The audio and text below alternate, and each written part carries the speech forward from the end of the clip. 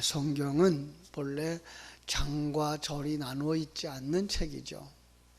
그런데 이제 사람들에게 편의를 주겠다고 이렇게 장을 나누고 절을 나눠 놨어요. 사람들은 장을 나누고 절을 나눠 놓으면 다른 새로운 얘기가 시작되나 그런데 사실은 앞에 이야기부터 계속되는 이야기를 우리가 보고 있다라는 것 잊어버리면 안 되죠. 앞에 어떤 얘기를 했죠? 말세야, 말세. 그때 우리는 어떻게 할까? 준비하지 않으면 안 된다. 그렇죠? 오늘도 바로 그 준비에 관한 이야기예요. 열 처녀의 비유를 통해서.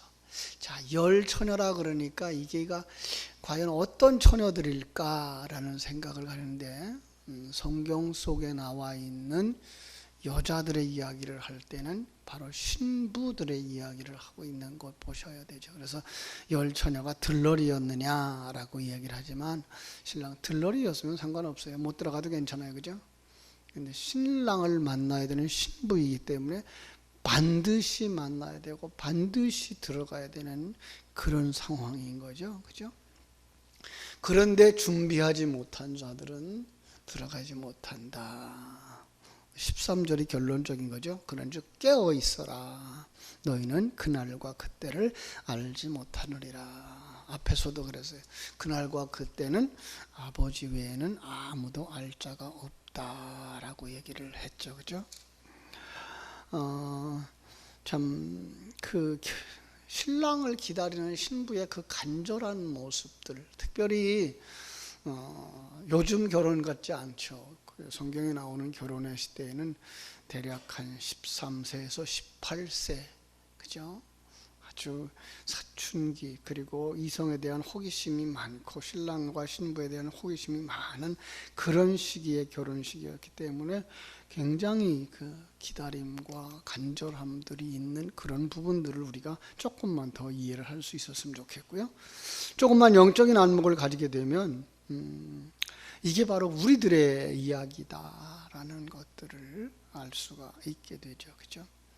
자, 성경 속의 결혼, 여러분, 성경 속의 결혼은 계시의 도구로 사용해서 우리에게 계시하기 시작한 것은 어디서부터일까요? 아니, 어떤 모습일까요? 결혼, 그건 바로 연합이죠. 그죠? 성자 하나님과 우리가 한 몸 되어지는, 더 정확하게 말하면 삼위일체 하나님과 우리가 한 몸 되어지는 그런 부분이거든요.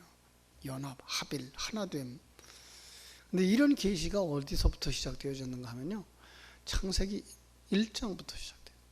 아니요, 2장이라 그러기 더 정확하겠네요. 그렇죠? 2장 4절부터 25절까지의 말씀 속에서 우리 대략의 내용을 알죠? 하나님은 아담을 만드셨어요. 그죠? 아담을 만드셔서 동물 세계에 보내요. 동물의 이름을 다 지었어요. 이름을 지어줬다는 건 그에게 속하였다는 것이고 그를 다 안다는 얘기거든요. 뭐 지혜로웠다, 아담이 지혜로웠다, 그 정도가 아니라 그걸 다 안다는 거예요. 그런데 불구하고 그 속에서 자기를 돕는 배필을 찾지 못하죠. 그죠? 그래서 하나님이 아담을 깊이 잠재우고 갈비뼈를 꺼내서 여자를 만들고 그 여자를 데려다가 짝지우시니 한 몸이 되었다. 이것을 갖다가 뭘 표시하는 거라고요? 우리들과 예수 그리스도가 한 몸 되어지는 구원의 이야기를 하고 있는 거다라는 거 우리가 먼저 기억해야 돼요. 그냥 결혼 정도가 아닌 이건 사느냐 죽느냐 구원의 문제가 여기에 달려 있는 거죠. 성자 하나님과 여자인 교회가 어떻게 존재하는가를 보여주고 있는 거예요. 그래서 어떻게 창조되어서 한 몸이 되는가, 이 구원의 이야기죠. 그죠? 그래서 창세기부터 요한계시록까지 혼인의 사건들을 반복해서 기록하면서 이것이 너희가 성자 하나님과 한 몸 되도록 일하시는 하나님의 모습이야를 보여주는 거예요. 그죠? 창세기 1장 가지고 시작하면 뭐예요? 흙으로, 그죠? 사람을 만들어요. 그런데 창세기 12장으로 넘어가면 아브라함을 택하여서, 그죠? 아브라함과 그 자녀 이삭, 아브라함과 그 사라를 통해서 거기서 누가 나와요? 아들이 나오는 이야기. 그런가 하면 이삭이 신부감을 구하는 이야기, 결혼의 이야기.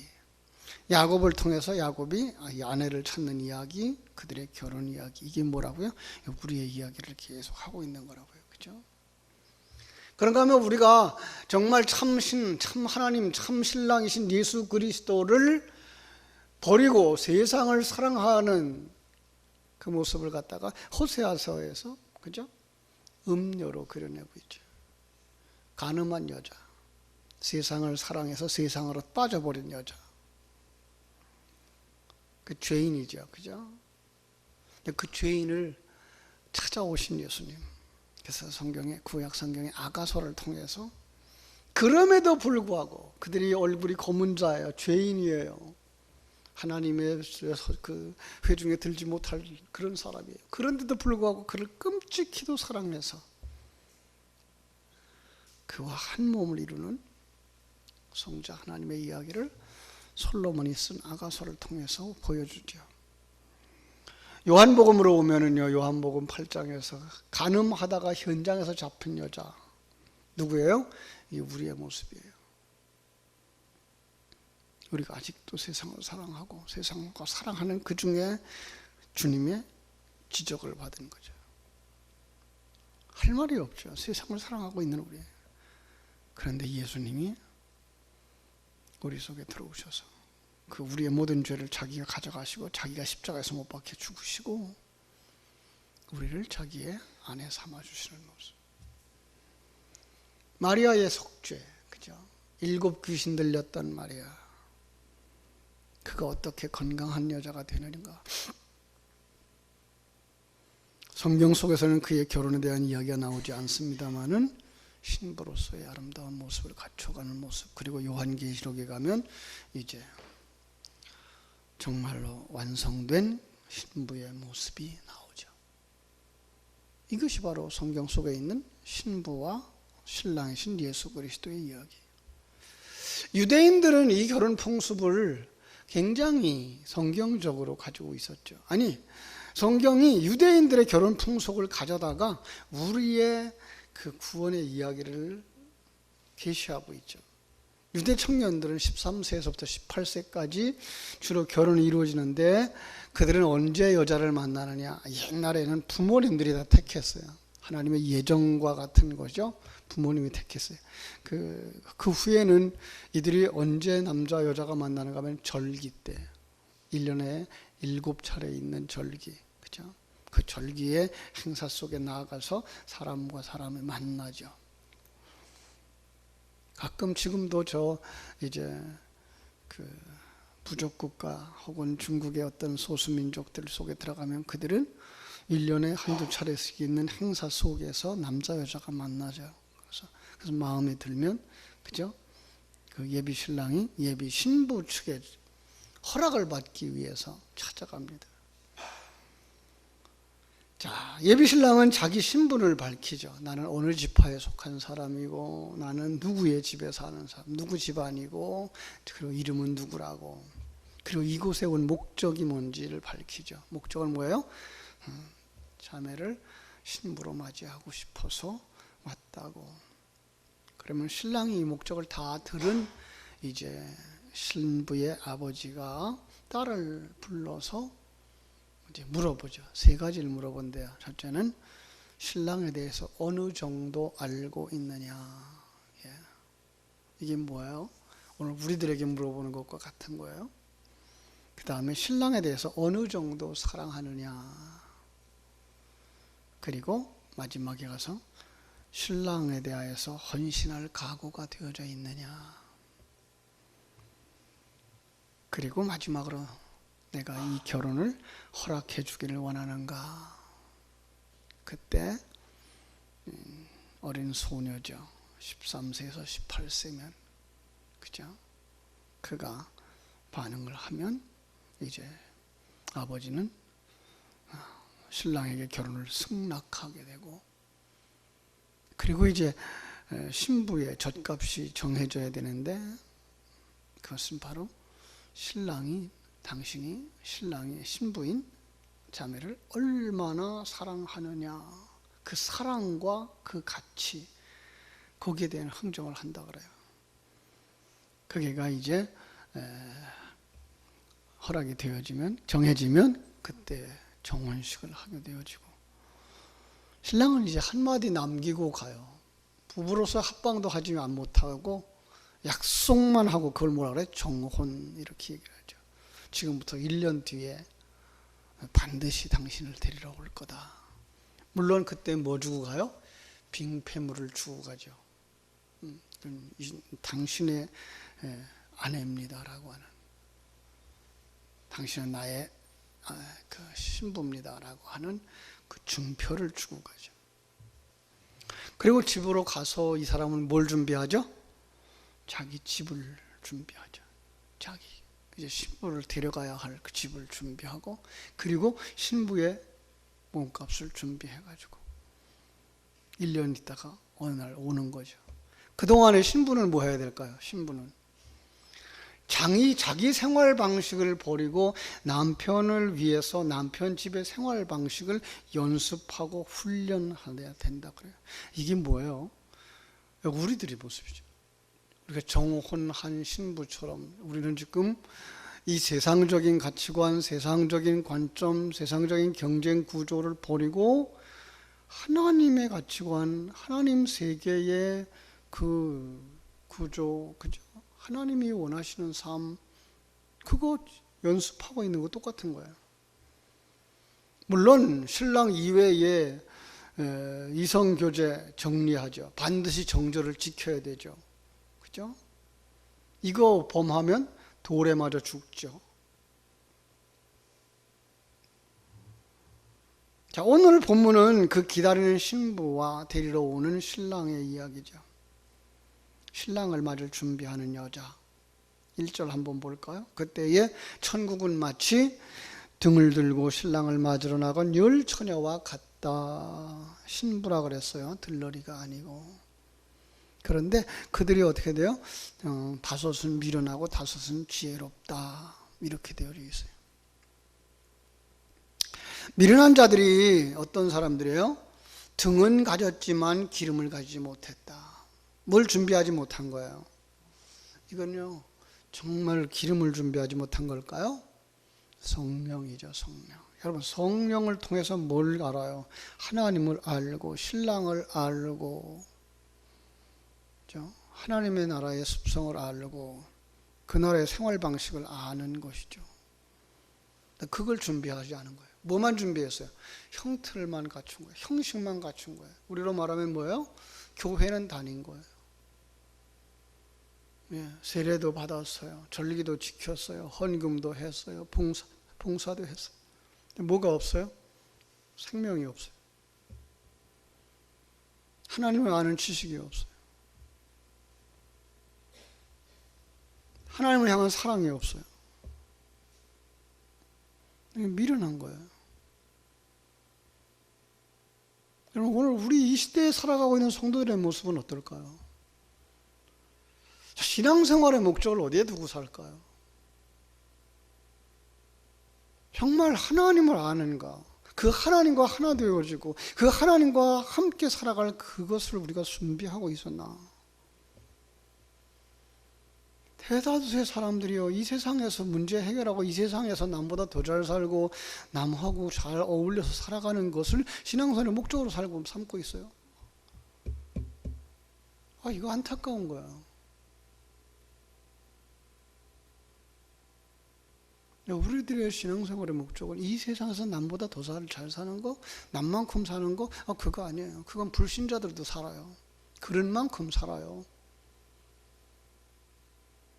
그거 살려면 부지런히 열심히 성실하게 살면 돼요. 근데 우리는 이 세상이 전부 다가 아닌 거예요. 여러분 속에 있는 신랑이 계속해서 메시지를 주잖아요. 우리 새 집의 생활 방식은 이거야. 천국에서는 이렇게 살아야 되는 거야. 천국 가려면 이런 거 벗어버려야 되는 거야. 라고 말씀하시는데 왜 그거 훈련하지 않냐고요. 가늠한 여인하고 똑같잖아요. 세상을 사랑하는 고멜과 뭐가 달라요?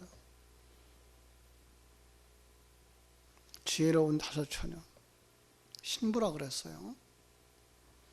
뭐라 그랬어요? 기름을 준비했고 등도 준비했다.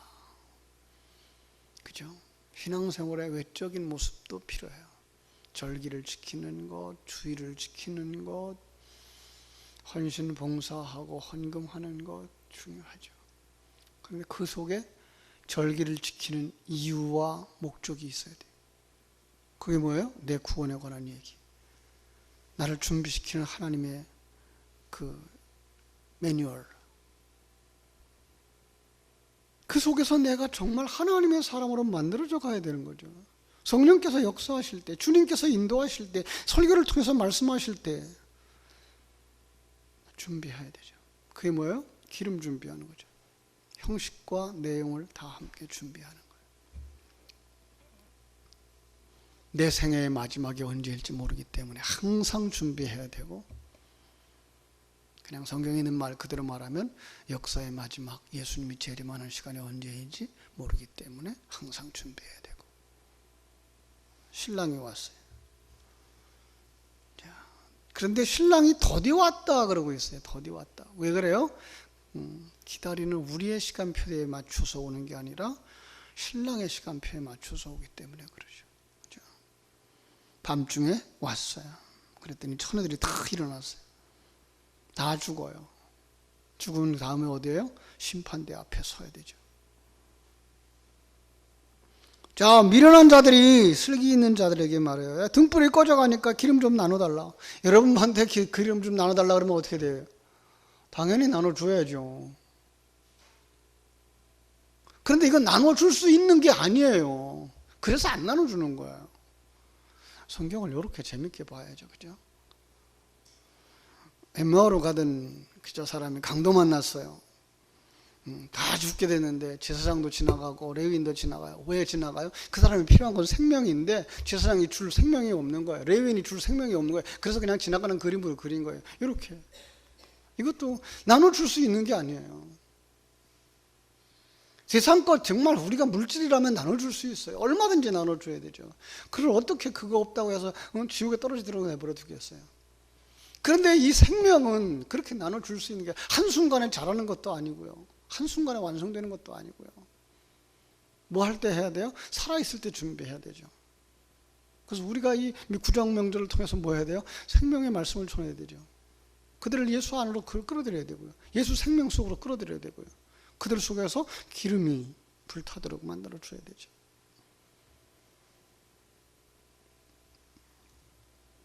야, 지금 가서 사가지고 와라. 살 수가 어디 있어요. 밤인데. 그리고 그렇게 사가지고 올 수 있는 게 아니잖아요. 그때 가서 땅을 치며 통곡해도 소용없다라는 얘기예요. 여러분, 지금 내가 준비하지 아니하면, 오늘 내가 준비하지 아니하면 우리는요, 주님 앞에 서는 날 문 밖에 내쫓김을 당할 수밖에 없다고요. 여러분, 이 새벽을 깨우는 여러분 한 사람도 그 자리에서 지옥으로 떨어지는 사람 없기를 주님의 이름으로 축원합니다. 그러면 어떻게 돼요? 지금 깨어 있어야 돼요. 지금 내가 신부로서 잘 준비하고 있는가? 지금 내가 그리스도의 의의 옷을 입고 의인의 삶을 살아가고 있는가? 주님이 오늘 오라고 하면 제가 여기 있습니다. 제가 당신의 신부입니다. 라고 말하면서 달려갈 수 있을까? 그 신랑을 맞이하기에 부끄럽지 않을까? 여러분, 잘 준비하셔서 정말 신랑의 사랑을 받는 신부,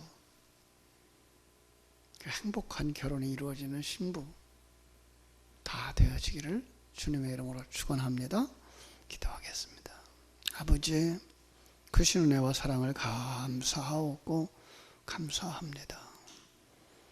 우리가 준비할 수 있는 시간은 생명이 있는 기간이라고 하는 사실을, 내가 생명이 있을 때, 시간이 있을 때, 활동할 수 있을 때 신부로서 잘 준비해서 내가 이 세상을 떠나든 주님이 나를 부르시든 주님이 이 땅에 오시든 마지막 순간에 주님의 품에 안길 수 있는 사랑스러운 신부들이 다 되게 하여 주시옵소서. 주님을 아는 자, 주님을 사랑하는 자, 그리고 주님을 위해 헌신할 수 있는 신부들이 다 되게 하여 주시옵소서. 예수님의 이름으로